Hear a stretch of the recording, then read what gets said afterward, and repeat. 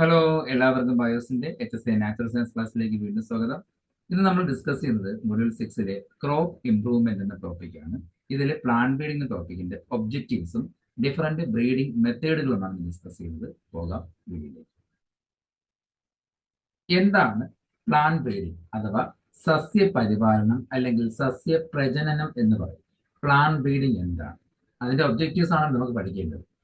അതായത് അത്യുൽപാദന ശേഷിയുള്ള അല്ലെങ്കിൽ രോഗപ്രതിരോധ ശേഷിയുള്ള വിളകളെ കൃഷി ചെയ്യുവാൻ വേണ്ടി നിലവിലുള്ള സസ്യവർഗങ്ങളുടെ സ്വഭാവ സവിശേഷതകൾക്ക് മാറ്റം വരുത്തുന്ന ടെക്നിക്കിനെ വിളിക്കുന്ന പേരാണ് പ്ലാന്റ് ബ്രീഡിംഗ് അഥവാ സസ്യ പരിപാലനം. അതായത് നിലവിലുള്ള പ്ലാന്റിന്റെ ജീനോടൈപ്പിന് ജനിതക മാറ്റം വരുത്തുന്നു. അതിന്റെ ജീനിന് അല്ലെങ്കിൽ ആ ജീൻ ഉൾപ്പെടുന്ന ക്യാരക്ടറിന് മാറ്റം വരുത്തുന്നു. എന്തിനാണ് ആ മാറ്റം വരുത്തുന്നത്? കൃഷി ചെയ്യാൻ കൂടുതൽ ഗുണമേന്മയ്ക്ക് വേണ്ടി, അതായത് രോഗപ്രതിരോധ ശേഷിക്ക് വേണ്ടിയോ ഉൽപാദനശേഷി ഈൽഡ് കൂട്ടുവാൻ വേണ്ടിയോ നിലവിലുള്ള ചെടികളുടെ ക്യാരക്ടറിന് ചേഞ്ച് വരുത്തുന്ന ടെക്നിക്കിനെ വിളിക്കുന്ന പേരാണ് പ്ലാന്റ് ബ്രീഡിംഗ് അഥവാ സസ്യപരിപാലനം എന്ന് പറയുന്നത്. സസ്യപരിപാലനം പല ടൈപ്പുണ്ട്. എല്ലാ ടൈപ്പിലും പൊതുവായിട്ടുള്ള ചില പ്രക്രിയകളാണ്, പ്രോസസ്സുകളാണ്. ഒന്ന്, ജനിതക വ്യതിയാനങ്ങൾ സൃഷ്ടിക്കുക, ജനറ്റിക് വേരിയേഷൻസ് ഉണ്ടാക്കിയെടുക്കുക. തിരഞ്ഞെടുക്കൽ, അതായത് സെലക്ഷൻ, പാരന്റ്സിനെ സെലക്ട് ചെയ്തെടുക്കുക. വിലയിരുത്തൽ, അതിനെ ഇവാലുവേറ്റ് ചെയ്യുക. എണ്ണം വർദ്ധിക്കുക, മൾട്ടിപ്ലൈ ചെയ്യുക. വിതരണം ചെയ്യുക, അതായത് ഡിസ്ട്രിബ്യൂട്ട് ചെയ്യുക. ഇതെല്ലാം പ്ലാന്റ് ബ്രീഡിംഗ് ടെക്നിക്കിന്റെ പൊതുവായിട്ടുള്ള പ്രക്രിയകൾ വരുന്നതാണ് ഈ പറഞ്ഞ ക്യാരക്ടേഴ്സ്. നമ്മൾ ഇനി പഠിക്കുന്ന ഓരോ പ്രോസസ്സിലും മെത്തേഡുകളും ഇതെടുത്ത് പറയുന്നു. പ്ലാന്റ് ബ്രീഡിന്റെ ലക്ഷ്യങ്ങൾ, അതായത് സസ്യവർഗ പരിപാലനത്തിന്റെ ലക്ഷ്യങ്ങൾ എന്തൊക്കെയാണ്, എന്തിനു വേണ്ടിയാണ് ഈ പ്ലാന്റ് ബ്രീഡിംഗ് ചെയ്യുന്നത്? ഒന്നാമത്തെ ഒരു ലക്ഷ്യം നോക്കാം. ഉയർന്ന ഉൽപാദനക്ഷമത, അതായത് ചുരുങ്ങിയ സമയത്തിനുള്ളിൽ ഉയർന്ന വിളവ് ലഭിക്കുക, ഹൈ ഈൽഡ് കിട്ടുക, പ്രൊഡക്ടിവിറ്റി ഇൻക്രീസ് ചെയ്യുക. ഇപ്പൊ സാധാരണ ചെടികൾ നട്ട് കഴിഞ്ഞാൽ ഒരു 6 മാസം കൊണ്ടാണ് അതിന്റെ ഈൽഡ് കിട്ടുന്നതെങ്കിൽ 6 മാസം കഴിഞ്ഞിട്ടേ ഈൽഡ് കിട്ടുള്ളൂ. എങ്കിൽ പുതിയ പ്ലാന്റ് ബ്രീഡിംഗ് ടെക്നിക്കിലൂടെ പ്രൊഡ്യൂസ് ചെയ്യുന്ന വിളകൾക്ക് ചില ഒരു 3 മാസം കഴിയുമ്പോഴേ ഈൽഡ് ലഭിച്ചു തുടങ്ങും. വളരെ ചുരുങ്ങിയ സമയത്തിനുള്ളിൽ അതും കൂടുതൽ ഈൽഡ്, നേരത്തെ ഉള്ളതിനേക്കാൾ കൂടുതൽ ഈൽഡ് നൽകാൻ കഴിയുക. അങ്ങനെയുള്ള പ്ലാന്റുകളെ പ്രൊഡ്യൂസ് ചെയ്യുക, അതാണ് ഒരു ലക്ഷ്യം എന്ന് പറയുന്നത്. രണ്ടാമത്തത് മെച്ചപ്പെട്ട ഗുണനിലവാരം, അതായത് ക്വാളിറ്റി ഇംപ്രൂവ് ചെയ്യുക. അതിലടങ്ങിയിരിക്കുന്ന പോഷകങ്ങൾ, വിറ്റാമിനുകൾ എന്നിവയെ ആശ്രയിച്ചിരിക്കുന്നു. ഇപ്പൊ നമ്മൾ കഴിക്കുന്ന ആഹാരത്തിൽ നമുക്ക് ബോഡിക്ക് വേണ്ട പോഷകങ്ങൾ വളരെ കുറവായിരിക്കാം, വിറ്റാമിൻസ് വളരെ കുറവായിരിക്കാം, മറ്റ് ന്യൂട്രിയൻസ് കുറവായിരിക്കാം. അങ്ങനെയാണെങ്കിൽ ആ പോഷക ഘടകങ്ങളുടെ അളവ് കൂട്ടിയിട്ടുള്ള പുതിയ വെറൈറ്റികൾ ഉൽപ്പാദിപ്പിച്ചെടുക്കുക, അത് ഇതിന്റെ ലക്ഷ്യമാണ്. അടുത്തത് പ്രതിരോധശേഷി. പ്രതിരോധശേഷി എന്തിനാണ്? ഒരു ചെടി നന്നായിട്ട് വളരാൻ വേണ്ടി, എങ്കിൽ മാത്രമേ നല്ല ഈൽഡ് വിളവ് കിട്ടൂ, അല്ലേ? അപ്പം വളങ്ങൾ ഉപയോഗിക്കുമ്പോൾ അതിനോടുള്ള പ്രതികരണം എങ്ങനെയാണ്? വളങ്ങൾ മാനുവർ നന്നായിട്ട് അവനെ വലിച്ചെടുക്കുന്നുണ്ട്, അബ്സോർബ് ചെയ്യുന്നു, യൂട്ടിലൈസ് ചെയ്യുന്നുണ്ടോ? കൃഷിസ്ഥലത്തിന്റെ ലഭ്യത, ആ കൃഷിസ്ഥലങ്ങളിൽ എങ്ങനെ അത് വളരുന്നു? കീടങ്ങളോടും പാരസൈറ്റുകളോടും അസുഖങ്ങളോടും എങ്ങനെ പ്രതിരോധശേഷി ചെറുക്കുന്നു? കാലാവസ്ഥ വ്യതിയാനങ്ങൾക്കനുസരിച്ച് അതിനെ ഓവർകം ചെയ്യാനുള്ള കഴിവുണ്ടോ? അതായത് ഒരു പെസ്റ്റ് വന്നാൽ, ഒരു കീടങ്ങൾ വന്നാൽ, അല്ലെങ്കിൽ ഒരു പരാതങ്ങൾ വന്നാൽ, അല്ലെങ്കിൽ ഒരു അസുഖങ്ങൾ വന്നാൽ, എന്തെങ്കിലും മറ്റു തരത്തിലുള്ള അസുഖങ്ങൾ വന്നാൽ, അഡ്വേഴ്സ് കണ്ടീഷൻ, പ്രതികൂല എൻവയോൺമെന്റൽ കണ്ടീഷൻസ് വന്നു കഴിഞ്ഞാൽ ഇതിനെ എങ്ങനെ ചെറുക്കുന്നു, പ്രതിരോധശേഷി നേടുന്നു? ഇതിനെ ആശ്രയിച്ചിട്ടാണ് വിളവ് കൂടുതലായിട്ട് കിട്ടുന്നത്. കുറഞ്ഞ ആയുസ്സും നേരത്തെയുള്ള പക്വതയും, അതായത് ലൈഫ് സ്പാൻ വളരെ കുറവായിരിക്കും, എയർലി മെച്യൂരിറ്റി ആയിരിക്കും. എന്തിനാ അങ്ങനെ ചെയ്യുന്നത്? നേരത്തെ പറഞ്ഞതുപോലെ 6 മാസം എടുക്കുന്ന ഒരു വിളവിനെ കുറച്ചുകൂടി നേരത്തെ നമുക്ക് മെച്യൂരിറ്റി എടുത്ത് മെച്യൂറാക്കി ലൈഫ് സ്പാൻ കുറച്ച് ഈൽഡ് കൂട്ടാൻ കഴിയും.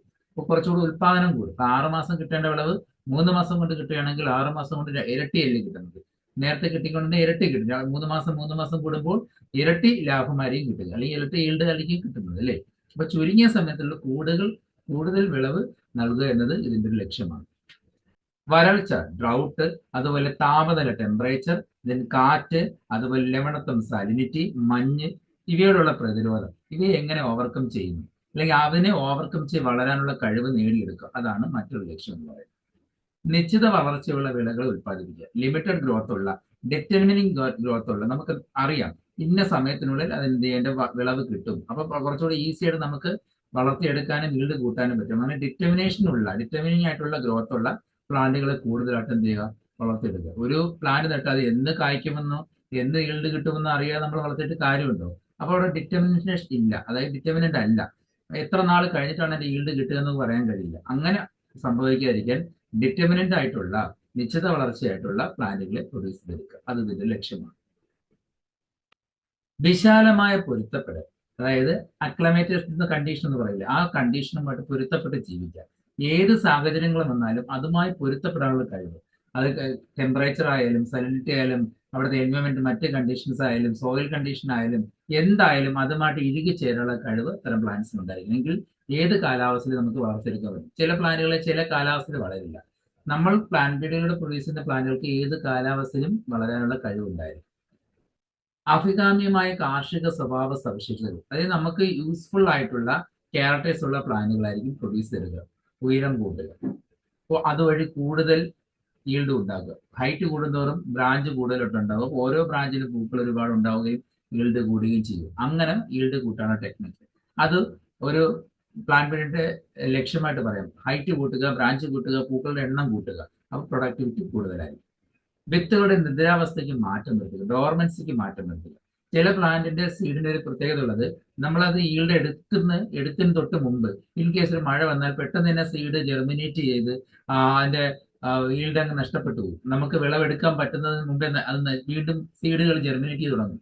ചില സീഡുകളിൽ എത്ര നട്ടാലും ആ ജെർമിനേറ്റ് ചെയ്യാത്തൊരവസ്ഥ ഉണ്ടാവും. അതിന്റെ ഡോർമൻസി പീരീഡ് കഴിയാതെ അത് ജെർമിനേറ്റ് ചെയ്യില്ല. അങ്ങനെ രണ്ട് കണ്ടീഷൻസ് ഉണ്ടാവും. നമ്മൾ ഈൽഡ് എടുക്കുന്നതിന് മുമ്പ് തന്നെ സീഡുകൾ ഉണ്ടാവുക ജെർമിനേറ്റ് ചെയ്യുക. അങ്ങനെ ജെർമിനേറ്റ് ചെയ്താൽ പിന്നെ ഉപയോഗമില്ലാതെ പോകില്ലേ. അപ്പൊ അല്ലെങ്കിൽ ചില സീഡുകൾ എത്ര നട്ടാലും അത് ജെർമിനേറ്റ് ചെയ്യാതെ നിദ്രാവസ്ഥയിലോട്ട് പോകുക. ഇതിന് രണ്ടിനും മാറ്റം വരുത്താൻ പ്ലാന്റ് ബ്രീഡിങ്ങിലൂടെ പറ്റും. ഋതുക്കൾക്ക് അനുസരിച്ചുള്ള വിളകൾ ഉൽപ്പാദിക്കുക, സീസണായിട്ടുള്ള ക്രോപ്സിനെ പ്രൊഡ്യൂസ് ചെയ്യുക. ചില സീസണിൽ ചില പ്ലാന്റ് വളരും, ചില സീസണിൽ ചിലത് വളരില്ല. അങ്ങനെയാണെങ്കിൽ ആ സീസണിൽ കൂടെ വളരുന്ന പ്ലാന്റുകളെ പ്രൊഡ്യൂസ് ചെയ്തെടുക്കാൻ പറ്റും. ഭൂപ്രകൃതിക്ക് അനുസരിച്ചിട്ടുള്ള വിളകളെ ഉൽപ്പാദിപ്പിക്കുക. നമ്മുടെ എൻവയോൺമെന്റൽ കണ്ടീഷൻസ്, അവിടുത്തെ ജോഗ്രഫിക്കൽ ഏരിയയിൽ ആ കണ്ടീഷനുമായി ഇഴുകിച്ചേർന്ന് വളരാൻ കഴിയുന്ന പ്ലാന്റുകളെ പ്രൊഡ്യൂസ്. ചില ഏരിയയിലും ചില പ്ലാന്റ് വളരില്ല, എന്നാൽ ആ ഏരിയയിൽ കൂടെ വളരാൻ കപ്പാസിറ്റി ഉള്ള പ്ലാന്റുകളെ പ്രൊഡ്യൂസ് ചെയ്തെടുക്കാം. കുറച്ച് കഴിഞ്ഞ് നമ്മൾ കരിമ്പിന്റെ എക്സാമ്പിൾ പറയും, അപ്പൊ അത് മനസ്സിലാവും. കരിമ്പ് എല്ലാ ഭാഗത്തും വളരില്ല, എന്നാൽ ചില കണ്ടീഷനിലും കൂടെ വളരാൻ കേപ്പബിൾ ആയിട്ടുള്ള പ്ലാന്റുകളെ പ്രൊഡ്യൂസ് ചെയ്തെടുക്കാം. ആരോഗ്യത്തിന് ഹാനികരമായിട്ടുള്ള വസ്തുക്കളുടെ അളവ് കുറയ്ക്കുക. നമ്മൾ ചിലപ്പോൾ കഴിക്കുന്ന ഏതെങ്കിലും ഒരു ക്രോപ്പിന്റെ പ്രോഡക്റ്റിൽ നമ്മുടെ ബോഡിക്ക് ഹാംഫുൾ ആയിട്ടുള്ള അതിന്റെ കണ്ടന്റുകൾ അടങ്ങിയിട്ടുണ്ടാവും. എന്നാൽ പ്ലാന്റ് ബ്രീഡിങ്ങിലൂടെ പുതിയ പ്ലാന്റുകൾ പ്രൊഡ്യൂസ് ചെയ്യുമ്പോൾ ആ കണ്ടന്റ് അളവ് കുറച്ചിരിക്കും. അപ്പോൾ നമ്മുടെ ബോഡിയിലേക്ക് ആ കിട്ടുന്ന ടോക്സിക് കണ്ടന്റ് അളവ് കുറയ്ക്കാൻ പറ്റും. ഫോർ എക്സാമ്പിൾ കടുകെണ്ണ, ബ്രാസിക്കയുടെ ഓയിലിന്റെ ഒക്കെ പ്രത്യേകത, അതിൽ അടങ്ങിയിരിക്കുന്ന ഒരു ആസിഡാണ് എറൂസിക് ആസിഡ് എന്ന് പറയുന്നത്. ഇത് നമ്മുടെ ബോഡിക്ക് വളരെ ഹാംഫുൾ ആണ്. എന്നാൽ ഇത് ഒഴിവാക്കിയുള്ള പുതിയ ബ്രാസിക്ക വെറൈറ്റികൾ ഇന്ന് ഇറക്കുന്നുണ്ട്. അപ്പൊ ആ എറൂസിക് ആസിഡിന്റെ അളവ് കുറയ്ക്കുന്ന പ്ലാന്റുകൾ ഇന്ന് പ്രൊഡ്യൂസ് ചെയ്തിരിക്കുന്നുണ്ട്. അതൊരു ലക്ഷ്യമായിട്ട് പറയാം. ഒരേ സമയത്തുള്ള വിളവെടുക്കാനുള്ള കഴിവ്, അതായത് ചില പ്ലാന്റുകൾ പല പല സമയത്തായിരിക്കും ഈൽഡ് കിട്ടുക. ഓരോ സീസൺ ഓരോ ടൈമിലായിരിക്കും കിട്ടുന്നത്. എന്നാൽ പ്ലാന്റ് ബ്രീഡിങ്ങിലൂടെ നമുക്ക് അറ്റ് എ ടൈം ഒരേ സമയം തന്നെ പല സീസണിലും പല സമയത്തും വിളവെടുക്കാവുന്ന പ്ലാന്റുകളെ ഒരേ സമയത്ത് ആക്കിയെടുക്കാൻ പറ്റും. ഫോർ എക്സാമ്പിൾ പൈനാപ്പിൾ, അതുപോലെ നാരങ്ങ, ചെറുപയർ, പരുത്തി, അതായത് എല്ലാം ഒരേ ടൈമിൽ അറ്റ് എ ടൈമിൽ തന്നെ നമുക്ക് എന്ത് ചെയ്യാൻ കഴിയാം, വിളവെടുക്കാൻ വിളപ്രാപ്തി ഉണ്ടാക്കിയെടുക്കുക. അതും ഇതിന്റെ ലക്ഷ്യമായിട്ട് പറയും. പ്രകാശത്തിന്റെയും താപനിലയിലെയും മാറ്റങ്ങൾ അനുസരിച്ച് വളരാനുള്ള കഴിവ്, അതായത് ഫോട്ടോ പീരിയോഡിസം, അതുപോലെ തന്നെ ടെമ്പറേച്ചറിന്റെ ടോളറൻസ്, ഇതിനെ ഓവർകം ചെയ്യാനുള്ള ഒരു കഴിവ്, അല്ലെങ്കിൽ ടെമ്പറേച്ചറിന്റെ വേരിയേഷനിലും ലൈറ്റിന്റെ ഇന്റൻസിറ്റിയിലും മറ്റുണ്ടാകുന്ന വേരിയേഷനിൽ അതിനെ അതിജീവിക്കാനുള്ള കഴിവുള്ള പ്ലാന്റുകളെ പ്രൊഡ്യൂസ് ചെയ്തെടുക്കുക. ഇതൊക്കെ ഒരു പ്ലാന്റ് ബ്രീഡിങ്ങിന്റെ ലക്ഷ്യമായിട്ട് പറയും. പ്ലാന്റ് ബ്രീഡിംഗ് പ്രധാനമായിട്ട് രണ്ട് തരത്തിലുണ്ട്. സസ്യപരിപാലനം അഥവാ സസ്യപ്രജനനം രണ്ട് തരത്തിലാണുള്ളത്. ഒന്ന് പരമ്പരാഗത പ്ലാന്റ് ബ്രീഡിംഗ് അഥവാ സസ്യപരിപാലനം, അതായത് കൺവെൻഷണൽ പ്ലാന്റ് ബ്രീഡിംഗ് പറയും. രണ്ടാമത്തത് പുരാതന സസ്യപരിപാലനം അഥവാ ക്ലാസിക്കൽ പ്ലാന്റ് ബ്രീഡിംഗ്. തമ്മിൽ കുറച്ച് വ്യത്യാസങ്ങൾ മാത്രമേ ഉള്ളൂ. ബാക്കിയുള്ള സ്റ്റേജസുകളെല്ലാം ഏതാണ്ട് ഒരുപോലെ തന്നെയാണ്. എന്താണ് പരമ്പരാഗത അഥവാ കൺവെൻഷണൽ പ്ലാന്റ് ബ്രീഡിംഗ് നോക്കാം. ലൈംഗിക പുനരുൽപാദനത്തിലൂടെയും തിരഞ്ഞെടുപ്പിലൂടെയും ഒരേ ഇനത്തിലെ വ്യത്യസ്ത സസ്യങ്ങളിൽ നിന്നുള്ള അഭികാമികമായിട്ടുള്ള സ്വഭാവ സവിശേഷതകൾ സംയോജിച്ച് വിളകൾ മെച്ചപ്പെടുത്തുന്ന ടെക്നിക്കാണ് പരമ്പരാഗത സസ്യപരിപാലനം. സെക്ഷുവലി റീപ്രൊഡ്യൂസ് ചെയ്യുന്ന ഓർഗാൻസിന്റെ പ്ലാന്റ്സിനെ എടുക്കുക, ആ പ്ലാന്റ്സിന്റെ സെക്ഷുവൽ റീജനറേഷൻ കപ്പാസിറ്റി വെച്ചിട്ട് അതിലൂടെ സെലക്ഷൻ ചെയ്യുക. അത്തരം പ്ലാന്റുകളെ സെലക്ട് ചെയ്ത് അത് എടുക്കുന്ന എപ്പോഴും ഒരേ ഇനത്തിലുള്ള പ്ലാന്റുകളായിരിക്കും. സെയിം ഇനത്തിൽപ്പെട്ട രണ്ട് പ്ലാന്റുകൾ, സെക്ഷുവൽ റീപ്രൊഡ്യൂസ് ചെയ്യുന്ന പ്ലാന്റുകളെ സെലക്ട് ചെയ്ത് അതിലുള്ള വ്യത്യസ്ത ക്യാരക്ടേഴ്സിനെ കമ്പൈൻ ചെയ്തുകൊണ്ട് പുതിയ ക്രോപ്സിനെ ഉണ്ടാക്കിയത്. ഇപ്പൊ രണ്ട് നെൽച്ചെടി രണ്ടും ഒരേ ഇനമാണ്. ഒന്നില് ഈൽഡ് കൂടുതലാണ്, ഒന്നിന് റെസിസ്റ്റൻസ് കൂടുതലാണ്. ഇത് രണ്ടിനും തമ്മിൽ ചേർത്തുകൊണ്ട് രണ്ട് കപ്പാസിറ്റി കൂടെ ഒരു പ്ലാനിൽ ഉണ്ടാക്കിയെടുക്കുക. അതാണ് അങ്ങനെ ചെയ്യുന്ന ഒരു മെത്തേഡാണ് പരമ്പരാഗത പ്ലാൻ ബ്രീഡിംഗ് എന്ന് പറയുന്നത്. അതായത് കൺവെൻഷണൽ പ്ലാൻ ബ്രീഡിംഗ് ചെയ്യുന്നത്. പരമ്പരാഗത സസ്യപ്രജനനത്തിന്റെ ഈ ഘട്ടങ്ങൾ എന്തൊക്കെയാണ്, അതിന്റെ സ്റ്റെപ്സ് എന്തൊക്കെയാണെന്ന് നോക്കാം. ഒന്നാമത്തെ സ്റ്റെപ്പാണ് ലക്ഷ്യങ്ങൾ നിശ്ചയിക്കുക, സെറ്റിംഗ് ഒബ്ജക്റ്റീവ്സ്. നമ്മളൊരു പ്ലാൻ ബ്രീഡിങ്ങിലൂടെ ഒരു പുതിയ പ്ലാനിനെ ക്രിയേറ്റ് ചെയ്യാൻ പോകുകയാണ്. അതിന്റെ ലക്ഷ്യം എന്തായിരിക്കും? ഒന്നെങ്കിൽ നല്ല വിളവ് കിട്ടുക, അല്ലെങ്കിൽ രോഗപ്രതിരോധ ശേഷി നേടുക, അല്ലെങ്കിൽ നല്ല പോഷക മൂല്യം ഉണ്ടാകുക, അല്ലെങ്കിൽ നമ്മുടെ മാർക്കറ്റിംഗ് ആവശ്യത്തിനനുസരിച്ചിട്ടുള്ള പ്ലാനുകളെ പ്രൊഡ്യൂസ് ചെയ്യുക. ഇത് ലക്ഷ്യം വെച്ചിട്ടായിരിക്കും നമ്മൾ പ്ലാനുകളെ തിരഞ്ഞെടുക്കാൻ പോകുന്നത്. അതാണ് ഒന്നാമത്തെ സ്റ്റെപ്പ് എന്ന് പറയുന്നത്. രണ്ടാമത്തത് വ്യതിയാനം സൃഷ്ടിക്കലും കൂട്ടിച്ചേർക്കലും, അതായത് ക്രിയേറ്റിംഗ് ആൻഡ് അസംബ്ലിംഗ് വേരിയേഷൻസ്. എങ്ങനെ വേരിയഡ് ആയിട്ടുള്ള പ്ലാന്റുകൾ ഉണ്ടാക്കിയെടുക്കാൻ പറ്റും. ഇതിൽ വ്യത്യസ്ത ഇനങ്ങൾ സങ്കലനം ചെയ്യുകയോ അല്ലെങ്കിൽ മ്യൂട്ടേഷൻ ബ്രീഡിംഗ് അല്ലെങ്കിൽ ബാക്ക് ക്രോസിംഗ് പോലുള്ള സാങ്കേതിക വിദ്യകളിലൂടെ വ്യതിയാനങ്ങൾ അവതരിപ്പിക്കുകയും ചെയ്യും. ജനറ്റിക് വേരിയേഷനുള്ള പ്ലാന്റുകളായിരിക്കും സൃഷ്ടിക്കേണ്ടത്. മറ്റു ചെടികളിൽ നിന്നും വേരിയേഷനുള്ള പ്ലാന്റുകൾ ഉണ്ടാക്കുക. അതിനുവേണ്ടി ചിലപ്പോൾ മ്യൂട്ടേഷൻ ബ്രീഡിങ്ങോ ബാക്ക് ക്രോസിംഗ്, അതായത് കിട്ടിയ നല്ല ഇനത്തിനെ ഏതെങ്കിലും ഒരു പാരന്റുമായിട്ട് ക്രോസ് ചെയ്യിപ്പിച്ച് അങ്ങനെയുള്ള പുതിയ ടെക്നിക്കുകളുടെ നല്ല വേരിയേഷനുള്ള പ്ലാന്റുകളെ ഉൽപ്പാദിപ്പിച്ചെടുക്കുക. അടുത്തത് തിരഞ്ഞെടുപ്പ് അല്ലെങ്കിൽ സെലക്ഷൻ. ഇങ്ങനെയുള്ള സങ്കരയിനെ ക്രോസ് ചെയ്ത പ്ലാന്റുകളുടെ ഓസ്പ്രിങ്സിനെ, അതിന്റെ സന്താനങ്ങളെ എടുക്കുക. അതിൽ നിന്നും നമുക്ക് വേണ്ട സ്വഭാവ സവിശേഷതകളുള്ള അല്ലെങ്കിൽ ആ ക്യാരക്ടർ കാണിക്കുന്ന പ്ലാന്റുകളെ തിരഞ്ഞെടുക്കുന്നു. അത് പ്ലാൻ ബ്രീഡേഴ്സ് തിരഞ്ഞെടുക്കുന്നു. അപ്പൊ നമ്മൾ ഉദ്ദേശിക്കുന്ന ക്യാരക്ടേഴ്സ് ഉള്ള പ്ലാന്റുകളെ ഇപ്പൊ രണ്ട് പ്ലാന്റുകൾ നമ്മൾ ക്രോസ് ചെയ്താൽ അതിന്റെ ഫസ്റ്റ് ജനറേഷനിൽ നിന്നും അല്ലെങ്കിൽ അടുത്ത ജനറേഷനിൽ നിന്നും നമ്മൾ ഉദ്ദേശിക്കുന്ന ക്യാരക്ടേഴ്സ് ഉള്ള പ്ലാന്റുകൾ മാത്രം ആ ബ്രീഡേഴ്സ് സെലക്ട് ചെയ്യുന്നു. അതാണ് സെലക്ഷൻ എന്ന് പറയുന്നത്. അത് പല തരത്തിലാണ് സെലക്ഷൻ ഉള്ളത്. Mass selection, pure line selection, അങ്ങനെ ഒരുപാട് ടൈപ്പ് സെലക്ഷൻ ഉണ്ട്. അത് മറ്റൊരു ടോപ്പിക്കായിട്ട് തന്നെ നമുക്ക് പഠിക്കാനുണ്ട്. വേറൊരു ടോപ്പിക്കിൽ ഡീറ്റെയിൽ ആയിട്ട് സെലക്ഷൻ മാത്രമാണ് നമ്മൾ പഠിക്കുന്നതായിരിക്കും. അടുത്തത് വിലയിരുത്തൽ, ഇവാലുവേഷൻ. ഇങ്ങനെ സെലക്ട് ചെയ്ത പ്ലാന്റ്സിന്റെ പ്രകടനവും സ്ഥിരവുമായ വിലയിരുത്തലിന് വ്യത്യസ്ത സാഹചര്യങ്ങളിൽ വിലയിരുത്തപ്പെടുന്നു. അത് ഉദ്ദേശിക്കുന്നത് നമ്മൾ തിരഞ്ഞെടുത്ത പ്ലാന്റുകളെ പല കണ്ടീഷൻസിൽ വളർത്തി നോക്കും. പല ക്ലൈമറ്റിക് ഏരിയയിലുള്ള പല ജോഗ്രഫിക്കൽ ഏരിയയുള്ള പ്ലാന്റ് സ്ഥലങ്ങളിൽ ഈ പ്ലാന്റുകളെ കൾച്ചർ ചെയ്ത് നോക്കിയിട്ട് അതിന്റെ ക്യാരക്ടേഴ്സ് എന്തെങ്കിലും ചേഞ്ച് ചെയ്യുന്നുണ്ടോ, അതാ നമ്മൾ ഉദ്ദേശിക്കുന്ന ക്യാരക്ടേഴ്സ് എല്ലാ തലമുറകളിലും പ്രകടമാകുന്നുണ്ടോ, അതൊക്കെ ഓരോ തലമുറ കഴിയുമ്പോഴും ക്യാരക്ടേഴ്സ് എന്തെങ്കിലും മാറ്റം വരുന്നുണ്ടോ എന്നൊക്കെ നമ്മൾ ഇവാലുവേറ്റ് ചെയ്യുന്നു. അങ്ങനെ ഇവാലുവേറ്റ് ചെയ്ത് കഴിഞ്ഞാൽ നമ്മൾ ഉദ്ദേശിക്കുന്ന ക്യാരക്ടേഴ്സ് എത്ര തലമുറ കഴിഞ്ഞാലും മാറ്റമില്ലാതെ തുടരുകയാണെങ്കിൽ അതിനെ നമ്മൾ നല്ലൊരു വെറൈറ്റി ആയിട്ട് കണ്ട് അതിനെ റിലീസ് ചെയ്യുന്നു. അതായത് നമ്മൾ ഇവാലുവേഷൻ ചെയ്ത് അതിന്റെ വിലയിരുത്തിയതിനു ശേഷം ക്യാരക്ടേഴ്സ് നമ്മുടെ ലക്ഷ്യങ്ങളെല്ലാം ഉള്ള പ്ലാന്റ് പ്രൊഡ്യൂസ് ചെയ്ത് കഴിഞ്ഞു, അതിൽ എത്ര തലമുറ കഴിഞ്ഞാലും ക്യാരക്ടേഴ്സിന് മാറ്റമില്ലെങ്കിൽ മാത്രമേ അത് റിലീസ് ചെയ്യൂ, പുതിയ ഇനങ്ങളായിട്ട് റിലീസ് ചെയ്യും. വർദ്ധിപ്പിക്കലും വിതരണവും, അതായത് അങ്ങനെ ഒരു പുതിയ ഇനത്തിന് കിട്ടിക്കഴിഞ്ഞാൽ അതിനെ വർദ്ധിപ്പിക്കുക, മൾട്ടിപ്ലൈ ചെയ്യുക, പിന്നെ ഫാമേഴ്സിന് ആവശ്യമുള്ള കർഷകർക്ക് വേണ്ടി അത് ഡിസ്ട്രിബ്യൂട്ട് ചെയ്യുക. അതാണ് പരമ്പരാഗത സസ്യപ്രചരണത്തിന്റെ സ്റ്റെപ്സ് എന്ന് പറയുന്നത്. പരമ്പരാഗത സസ്യപ്രചരണത്തിന്റെ ഗുണങ്ങൾ എന്തൊക്കെയാണ്? ഇങ്ങനെയുള്ള കൺവെൻഷണൽ പ്ലാന്റ് ബ്രീഡിങ്ങിന്റെ ഗുണം എന്താണ്? ഇതൊരു സ്വാഭാവികമായിട്ടുള്ള പ്രക്രിയ, നാച്ചുറൽ ആയിട്ട് നമ്മൾ ചെയ്യുന്ന കാര്യങ്ങളാണ്. അതുകൊണ്ട് തന്നെ മറ്റ് ടെക്നോളജിക്കൽ ആസ്പെക്ട്സ് ഉപയോഗിക്കുന്നുണ്ടാകുന്ന അപകടങ്ങൾ ഒഴിവാക്കാൻ പറ്റും. മറ്റൊരു പ്രത്യേകത എന്ന് പറഞ്ഞാൽ സ്ഥാപിതമായിട്ടുള്ള അറിവായിരിക്കും, എസ്റ്റാബ്ലിഷ്ഡ് നോളജ്. ഇത് ചെയ്യുന്ന സയന്റിസ്റ്റുകൾക്ക്, ബ്രീഡേഴ്സിന് ആവശ്യമായിട്ടുള്ള അതിന്റെ കാര്യങ്ങൾ, നോളജ് ഉണ്ടായിരിക്കും, അനുഭവ സമ്പത്ത് ഉണ്ടായിരിക്കും. അത് വെച്ചിട്ടാണ് ഇതെല്ലാം ചെയ്യുന്നത്. വ്യാപകമായ പ്രയോഗക്ഷമത, അതായത് വൈഡ് ആപ്ലിക്കബിലിറ്റി. ഇതിന്റെ ഈ ഒരു നൂതന മാർഗം അല്ലെങ്കിൽ നമുക്ക് ഇതിന്റെ ഒരു ഗുണം മറ്റ് ഡൈവേഴ്സിറ്റി ഉള്ള വിളകളിലേക്ക് എത്തിക്കാൻ കഴിയും. ഒരുപാട് വിളകളിലേക്ക് ഈ ഒരു പ്രയോഗം നമുക്ക് കൊണ്ടുവരാൻ കഴിയും. ഈ ഒരു കൺവെൻഷണൽ പ്ലാന്റ് ബ്രീഡിങ്ങിന്റെ ദോഷങ്ങൾ എന്തൊക്കെയാണ്? ഒന്ന്, ഒരു ദൈർഘ്യമേറിയ പ്രോസസ്സാണ്, ലോങ്ങർ പ്രോസസ്സാണ്. ഇതെടുക്കാൻ ഒരുപാട് സമയം എടുക്കും.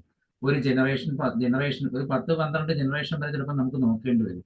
ക്യാരക്ടർ മാറ്റമില്ലാതെ തുടരണം. അങ്ങനെ ഉണ്ടെങ്കിൽ മാത്രമേ നല്ലൊരു ഇനമായിട്ട് നമുക്ക് വിപണിയിൽ എത്തിക്കാൻ പറ്റൂ. അപ്പൊ അത്രയും വർഷം നമുക്ക് ചിലപ്പോൾ കാത്തിരിക്കേണ്ടി വരും. ഓരോ തലമുറകളായിട്ട് ഒരു 6, 7, 8 മിനിമം ഒരു 6 ജനറേഷൻ നമുക്ക് എന്ത് ചെയ്യേണ്ടി വരും? ഇവാലുവേഷൻ നടത്തേണ്ടി വരും. അങ്ങനെ നടത്തുമ്പോൾ ക്യാരക്ടർ ചേഞ്ച് ചെയ്യുന്നില്ലെങ്കിൽ മാത്രമേ നല്ല ഇനമായിട്ട് എടുക്കാൻ പറ്റൂ. അപ്പൊ അത്രയും ടൈം എടുക്കുന്ന ഒരു പ്രോസസ്സാണ്. അടുത്തത് പരിമിതമായിട്ടുള്ള വ്യാപ്തി, അതായത് ലിമിറ്റഡ് സ്കോപ്പാണ്. അത് ഏതെങ്കിലും ഒരു പ്ലാന്റിന്റെ സ്പീഷീസിലോ അല്ലെങ്കിൽ അതുമായി ബന്ധമുള്ള അടുത്ത സ്പീഷീസിൽ മാത്രമേ നമുക്കിത് ഈ ഒരു ടെക്നിക്ക് കൊണ്ടുവരാൻ കഴിയും. ഡിഫറൻ്റ് ആയിട്ടുള്ള 2 സ്പീഷീസ് നമുക്ക് ഒരിക്കലും ഇത് ഉപയോഗിക്കാൻ കഴിയില്ല. പിന്നെ ഫീനോടൈപ്പ് ആശ്രിതത്വം, അതായത് ഫീനോടൈപ്പ് ഡിപ്പെൻഡൻസ്. നമുക്ക് ഇതിന്റെ ക്യാരക്ടറിനെ വളരെയധികം ഡിപ്പെൻഡ് ചെയ്യണം. നമ്മൾ ഉദ്ദേശിക്കുന്ന ക്യാരക്ടറിനെ മാത്രം വെച്ചിട്ടായിരിക്കും ഇത് ചെയ്യുന്നത്. ചിലപ്പോൾ ആ ക്യാരക്ടർ എൻവയോൺമെന്റൽ കണ്ടീഷനിൽ മാറ്റം വരാം. അടുത്ത ജനറേഷനിലേക്ക് ആ ജീവിക്കുന്ന ചുറ്റുപാടിനനുസരിച്ച് ആ ക്യാരക്ടറിന് മാറ്റം വരാൻ ചാൻസ് കൂടുതലാണ്. അങ്ങനെയാണെങ്കിൽ നമ്മൾ ഉദ്ദേശിക്കുന്ന ക്വാളിറ്റിയിലേക്ക് എത്താൻ കഴിയില്ല. ഫീനോടൈപ്പിനെ ആശ്രയിച്ച് മാത്രമാണ് നമ്മൾ ഇതെല്ലാം ചെയ്യുന്നത്. പുരാതന സസ്യ പരിപാലനം, ക്ലാസിക്കൽ പ്ലാന്റ് ലക്ഷ്യം എന്താണ്? നേരത്തെ പറഞ്ഞ നമുക്ക് ഹൈ ഈൽഡ്, ന്യൂട്രിയൻസ്, ഒരുപാട് നല്ല ന്യൂട്രിയൻസ് ഉണ്ടാക്കിയെടുക്കുക, രോഗപ്രതിരോധം വേണം. ഇങ്ങനെയുള്ള ക്യാരക്ടേഴ്സിന് അനുസരിച്ച് അല്ലെങ്കിൽ ഈ ഒരു സ്വഭാവ സവിശേഷതയുള്ള പ്ലാന്റിനെ കിട്ടാൻ വേണ്ടി നമ്മൾ എടുക്കുന്ന പ്ലാന്റുകൾ, ശുദ്ധവർഗം പ്യുവർ ലൈൻസ് ആയിട്ടുള്ള പ്ലാന്റുകളെ ഹൈബ്രൈസ് ചെയ്തുകൊണ്ടായിരിക്കും അല്ലെങ്കിൽ കൃത്രിമ സെലക്ഷനിലൂടെ ആയിരിക്കും നമ്മൾ ഈ പ്രോസസ്സ് ചെയ്യുന്നത്. കുറച്ചും കൂടെ അഡ്വാൻസ്ഡ് ടെക്നോളജികൾ ഉപയോഗിച്ച് പല പ്രോസസ് ഹൈബ്രിഡൈസേഷൻ ടെക്നിക്കുകളിലൂടെ ശുദ്ധവർഗങ്ങളായിട്ടുള്ള പ്ലാന്റുകളെ തമ്മിൽ ക്രോസ് ചെയ്തുകൊണ്ട് ഈ പറഞ്ഞ വിളവ് ഉൽപാദനത്തിന് വേണ്ടിയോ രോഗപ്രതിരോധത്തിന് വേണ്ടിയോ നമ്മൾ എന്ത് ചെയ്യുന്നു? പ്ലാന്റുകളെ ക്രിയേറ്റ് ചെയ്യും. അതാണ് ക്ലാസിക്കൽ പ്ലാന്റ് ബ്രീഡിംഗ് കൊണ്ട് ഉദ്ദേശിക്കുന്നത്.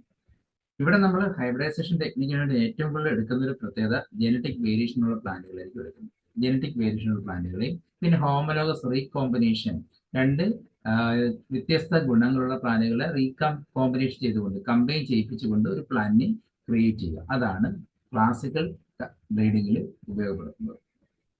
ഇതിന്റെ ഘട്ടങ്ങൾ, ഇതിന്റെ സ്റ്റെപ്സ് എന്തൊക്കെയാണെന്ന് വെച്ചാൽ, ഒന്നാമത് വൈവിധ്യങ്ങളുടെ ശേഖരണം അഥവാ കളക്ഷൻ ഓഫ് വേരിയബിലിറ്റി. ജനിതക വൈവിധ്യം അതായത് ജനറ്റിക് വേരിയേഷൻ എപ്പോഴും കാണപ്പെടുന്നത് അതാത് പ്ലാന്റ്സിന്റെ വൈൽഡ് പ്ലാന്റുകളായിരിക്കും, അതായത് വന്യ ഇനങ്ങളിലായിരിക്കും. ഏത് പ്ലാന്റിന്റെയും ഓൾഡ് വന്യ ഇനങ്ങൾ എടുത്തു കഴിഞ്ഞാൽ ഒരുപാട് ജനറ്റിക് വേരിയേഷനുള്ള പ്ലാന്റുകളെ കാണാൻ കഴിയും. അങ്ങനെയുള്ള പ്ലാന്റുകളെ കളക്ട് ചെയ്യുക. പ്ലാന്റ് കളക്ട് ചെയ്യാം, അല്ലെങ്കിൽ സീഡ് കളക്ട് ചെയ്യാം, അല്ലെങ്കിൽ സ്റ്റെം കളക്ട് ചെയ്യാം. അതിൽ നിന്ന് നമുക്ക് എങ്ങനെ തൈകൾ ഉത്പാദിപ്പിക്കാൻ പറ്റുമോ അതിനുമായിട്ടുള്ള വേണ്ട എല്ലാ ഭാഗങ്ങളും കളക്ട് ചെയ്യാം. ഈ ഒരു എൻ്റർ കളക്ഷനിലൂടെ വൈവിധ്യമാർന്ന ജീനുകളെ കളക്ട് ചെയ്യുന്നു. ഈ ഒരു കളക്ഷനെ വിളിക്കുന്ന പേരാണ് ജേംപ്ലാസം കളക്ഷൻ എന്ന് പറയുന്നത്.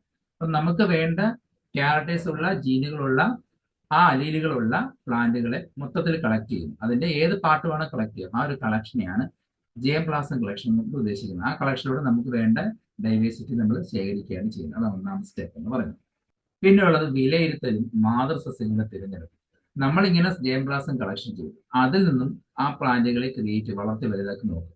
ആ കുറെ പ്ലാന്റുകളും ഇങ്ങനെ മാസമായിട്ട് വളർത്തി നോക്കിയിട്ട് അതിൽ നമ്മൾ ഉദ്ദേശിക്കുന്ന ക്യാരക്ടേഴ്സ് ഉള്ള പ്ലാന്റുകളെ പാരന്റ്സ് ആയിട്ട് സെലക്ട് ചെയ്യും. നമ്മൾ ഉദ്ദേശിക്കുന്ന നല്ല ക്വാളിറ്റി ഉള്ള പ്ലാന്റുകൾ ഏതാണോ അതിന് രണ്ടെണ്ണത്തിന് ഒരു മെയിൽ പാരന്റ് ആയിട്ടും ഒരു ഫീമെയിൽ പാരന്റ് ആയിട്ടും സെലക്ട് ചെയ്യും. അതാണ് വിലയിരുത്തൽ കൊണ്ട് ഉദ്ദേശിക്കുന്നത്. അതായത് ജേംപ്ലാസം നമ്മൾ വിലയിരുത്തിയതിനു ശേഷം അതിൽ നിന്നും ഉണ്ടാകുന്ന പ്ലാന്റുകളെ, നല്ല ക്വാളിറ്റി ഉള്ള പ്ലാന്റുകളെ, സ്വഭാവ സവിശേഷതയുള്ള പ്ലാന്റുകളെ നമ്മൾ എന്ത് ചെയ്യുന്നു? പാരന്റ്സ് ആയിട്ട് സെലക്ട് ചെയ്യുന്നു. അടുത്തത് വർഗസങ്കരണം അഥവാ ക്രോസ് ഹൈബ്രിഡൈസേഷൻ. ഇപ്പൊ ജനറ്റിക്കലി ഡിഫറെന്റ് ആയിട്ടുള്ള പ്ലാന്റുകളായിരിക്കും. ജനിതകപരമായിട്ട് തന്നെ വ്യത്യാസമുള്ള രണ്ട് പ്ലാന്റുകളെ നമ്മൾ സെലക്ട് ചെയ്യുന്നത്. അതാണ് ക്ലാസിക്കിന്റെ പ്രത്യേകത. ജനറ്റിക്കലി ഡൈവേഴ്സിറ്റിയുള്ള രണ്ട് പ്ലാന്റുകൾ എടുക്കുന്നു, അവയെ ക്രോസ് ചെയ്യുന്നു. ഈ ക്രോസ് ഹൈബ്രിഡൈസേഷൻ ഒരുപാട് സ്റ്റെപ്സ് ഉണ്ട്. നമ്മളത് ജനറ്റിക്സിലൊക്കെ പഠിച്ചിട്ടുള്ളതാണ്. ഇമാസ്കുലേഷൻ, ബാഗിംഗ് ഗോർമെന്റോ, അത് രണ്ട് പ്ലാന്റുകളെ സെലക്ട് ചെയ്താൽ അത് ബൈസെക്ഷൽ ഫ്ലവർ ആണെങ്കിൽ അതിന്റെ ഫ്ലവർ ബഡിൽ നിന്നും ആന്തറുകളെ റിമൂവ് ചെയ്യുന്ന പ്രോസസ്സിന് ഇമാസ്കുലേഷൻ പറയും. ഇമാസ്കുലേഷൻ കഴിഞ്ഞിട്ട് ആർട്ടിഫിഷ്യൽ പോളിനേഷന് വേണ്ടിയിട്ട് മറ്റ് കണ്ടാമിനേഷൻ വരാതിരിക്കാൻ വേണ്ടി ഒരു ബാഗിങ് ചെയ്യും. പോളിത്തീൻ കവറുണ്ട്, ബട്ടർ പേപ്പർ കൊണ്ട് കവർ ചെയ്യും. പിന്നീട് പിറ്റേ ദിവസം പൂ വിരിയുമ്പോൾ നമ്മൾ ഉദ്ദേശിക്കുന്ന മെയിൽ പ്ലാന്റിൽ നിന്ന് പോളങ്കറിനെ കൊണ്ട് അവിടെ ഡെപ്പോസിറ്റ് കൊടുക്കും. എന്നിട്ട് വീണ്ടും റീബാഗ് ചെയ്യും. അതാണ് ആർട്ടിഫിഷ്യൽ പോളിനേഷൻ കൊണ്ട് ഉദ്ദേശിക്കുന്നത്. അത് ഈ ഒരു ടെക്നിക്കാണ് വർഗസങ്കരണം അഥവാ ക്രോസ് ഹൈബ്രിഡൈസേഷൻ എന്ന് പറയുന്നത്.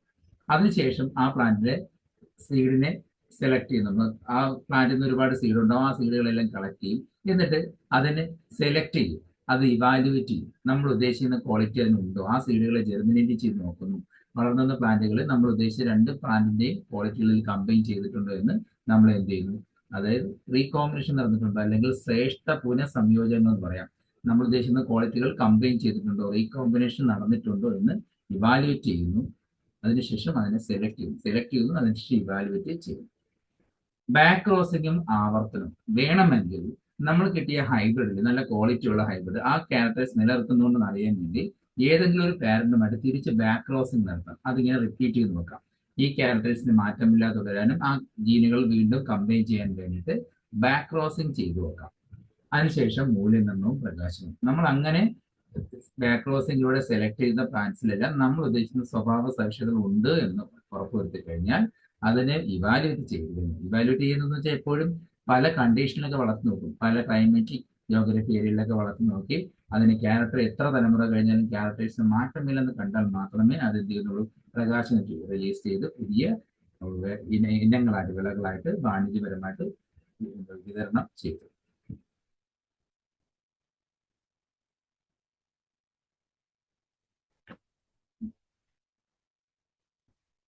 ഈ ഒരു ക്ലാസിക്കൽ പ്ലാൻ ബ്രീഡിങ്ങിനും ഗുണങ്ങളും ഉണ്ട്, ദോഷങ്ങളുണ്ട്. ആദ്യം തന്നെ പരിമിതികൾ, ദോഷങ്ങൾ എന്താണെന്ന്. ഇതെപ്പോഴും ജനിതക വ്യതിയാനത്തിനെ ആശ്രയിച്ചായിട്ടാണ് ഇരിക്കുന്നത്. അത് ചിലപ്പോൾ ലിമിറ്റഡ് ആയിരിക്കും. പരിമിതപ്പെട്ട ക്യാരക്ടേഴ്സ് മാത്രമേ നമുക്ക് ലഭ്യമാകത്തുള്ളൂ. ജനറ്റിക് വേരിയേഷനെ ആശ്രയിച്ച് മാത്രമേ ക്ലാസിക്കൽ പ്ലാൻ ബ്രീഡിങ് ചെയ്യാൻ കഴിയൂ. അതൊരു ലിമിറ്റേഷൻ കുറച്ചുണ്ടായിരുന്നു. പിന്നെ ആവശ്യമുള്ള സ്വഭാവ സംയോജനത്തിനെ ഒറ്റപ്പെടുത്താൻ നിരവധി തലമുറകൾ എടുത്തേക്കാം. അതായത് നമുക്ക് ഐസൊലേറ്റ് ചെയ്തെടുക്കാൻ നമ്മൾ ഉദ്ദേശിക്കുന്ന ജീനുകളെ ഒരു പ്ലാനിലോട്ട് കൊണ്ടുവരാൻ ഒരുപാട് തലമുറകളിൽ ഇത് പരീക്ഷണം ചെയ്യേണ്ടി.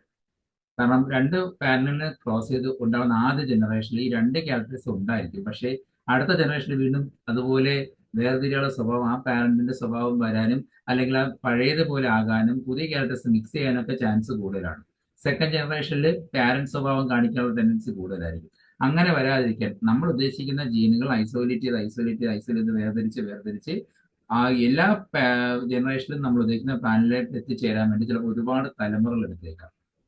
വിദൂരമായി ബന്ധപ്പെട്ട ഇനങ്ങളിൽ നിന്നുള്ള ജീനുകൾ അവതരിപ്പിക്കുന്നത് വെല്ലുവിളിയായിരിക്കും. അതായത് ഡിസ്റ്റന്റ്ലി റിലേറ്റഡ് ആയിട്ടുള്ള സ്പീഷീസ് എടുത്ത് ക്രോസ് ചെയ്യുകയാണെങ്കിൽ ഭയങ്കര ബുദ്ധിമുട്ടായിരിക്കും. അതൊരു ചലഞ്ച് ആയിരിക്കും. അങ്ങനെയുള്ള പ്ലാനുകൾ തമ്മിൽ ക്രോസ് ചെയ്ത് ഐസൊലേറ്റ് ചെയ്തെടുക്കാൻ വേണ്ടി ഭയങ്കര ബുദ്ധിമുട്ടായിരിക്കും.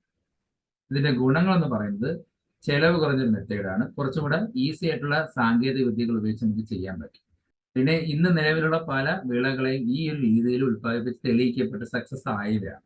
പിന്നെ കർഷകരുടെ ആവശ്യങ്ങൾക്കനുസരിച്ച് വിളകൾ ഉത്പാദിപ്പിക്കാൻ പറ്റും. ഇപ്പം ഡ്രൗട്ട് കൂടുതലുള്ള സ്ഥലങ്ങളിൽ വാട്ടർ റെസിസ്റ്റന്റ് ആയിട്ടുള്ള അല്ലെങ്കിൽ വാട്ടർ ഇല്ലെങ്കിൽ പോലും ആ വാട്ടർ സ്കേഴ്സിറ്റിയിൽ വളരാൻ കപ്പാസിറ്റി ഉള്ള പ്ലാന്റുകളെ ക്രിയേറ്റ് ചെയ്തെടുക്കുക. അപ്പൊ കർഷകരുടെ ആവശ്യത്തിനനുസരിച്ചുള്ള പ്ലാനുകൾ നമുക്ക് ക്രിയേറ്റ് ചെയ്തെടുക്കാൻ പറ്റും. അതൊരു ഗുണം തന്നെയാണ്.